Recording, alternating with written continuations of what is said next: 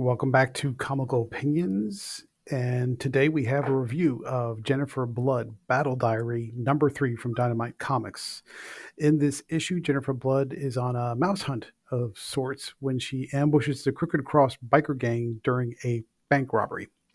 But before we get started, please like, share, comment, subscribe, and hit the bell for notification. Your thumbs up helps keep us going, and your attention would be greatly appreciated. So let's get into the credits. The issue is written by Fred Van Lente, illustrated by Robert Carey, colors by Dearblood Kelly, letters by Jeff Eckleberry, and the main cover, cover A, is drawn by Joseph Michael Lenzner. So if you're following along, you already know where we picked up or we ended with the last issue. But for those who haven't read the previous issue, what happened was the Jennifer Blood decided that she was going to try and play two gangs against each other. So after Dane Friggan's son was run over by a car, and Jennifer Blood kind of reframes that scenario to Dane Friggan to indicate that a rival biker gang was responsible for the assassination attempt. Uh, Dane Friggan lets it slip that the rival gang she thinks of is the Crooked Cross.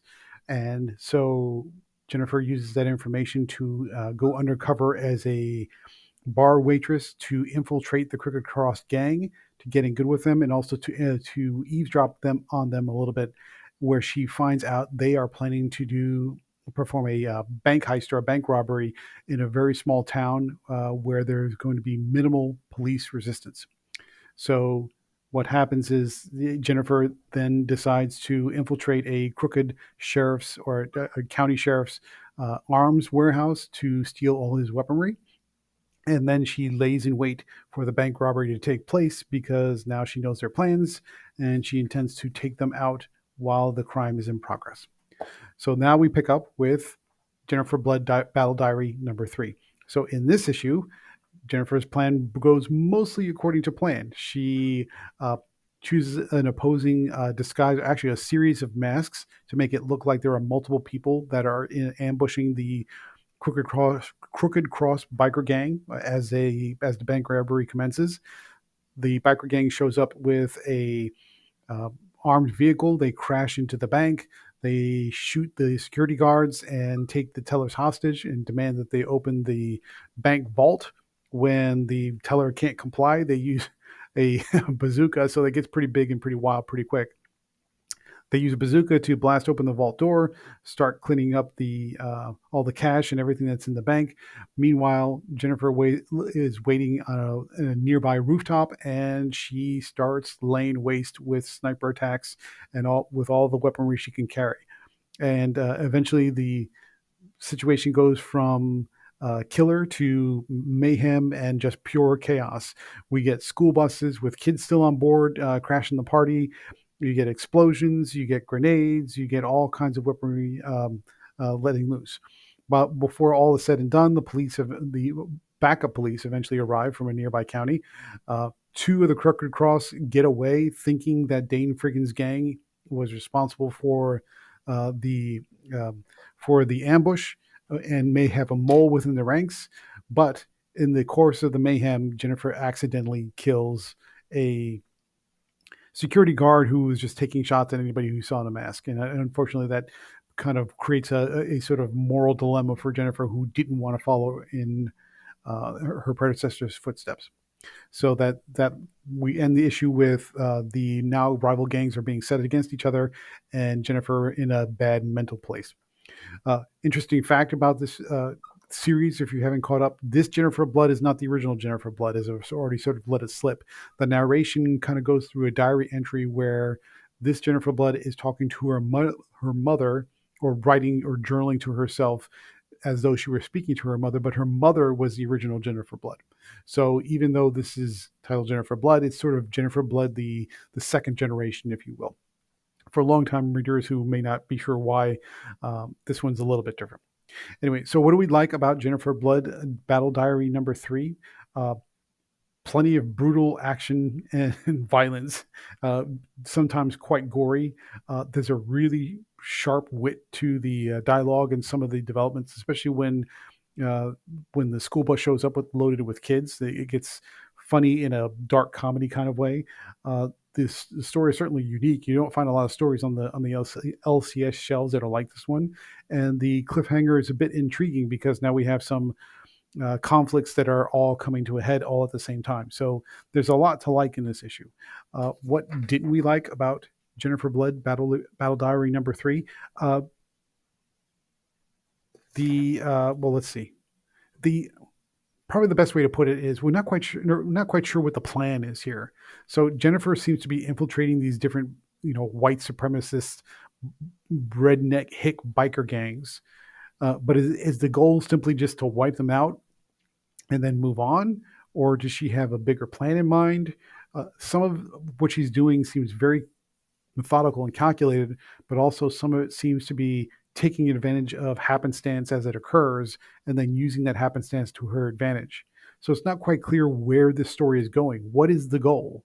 Is the goal to wipe out Dame Friggin uh, and her gang and then move on to something else, or what's going on? So the goal is not quite clear, and it would help to understand how the actions that take place in each issue help Jennifer kind of on that journey to get to that goal.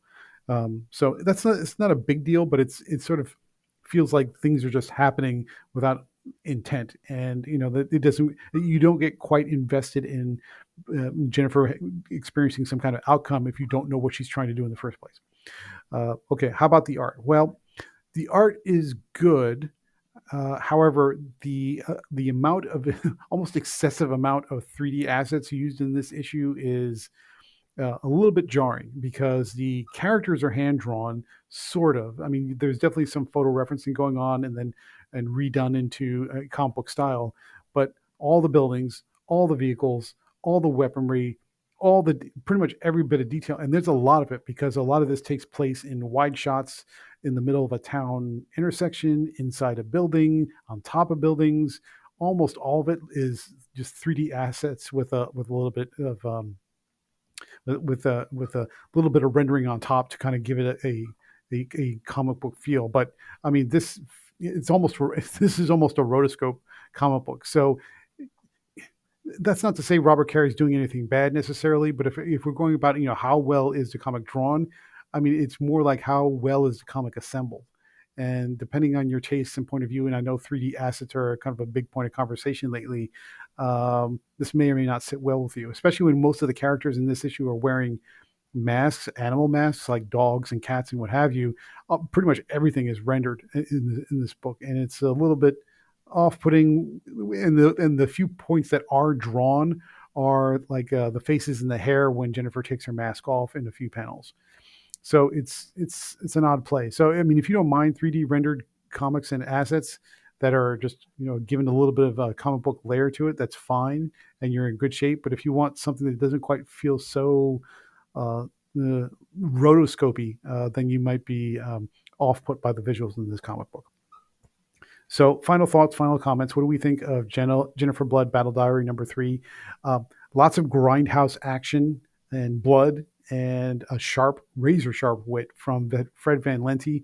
And the visuals, are definitely stylistic and will catch your eye. Um, the down points are, this is sort of a lack of clear goals about where this series is going and what it's trying to accomplish. So it's not necessarily bad. It's a minor down point. And on the art, though, if you're not a fan of lots of 3D assets and references and rendering, that's what most of this comic is, with very few pieces of art that actually look like they're hand drawn. So you may or may not be put off by that. If you don't care, then you're in great shape. And this comic looks like basically a grindhouse movie in comic book form. But if you're not a fan of the excessive use of 3D assets, you might be a little bit put off.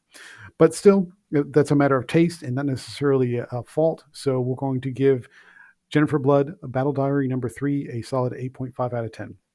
We hope you enjoyed this review. But before you leave, please like, share, comment, subscribe to Comical Opinions for more comic reviews and analysis every week. I'm Gabe Hernandez, your publisher in EIC. You have a great day.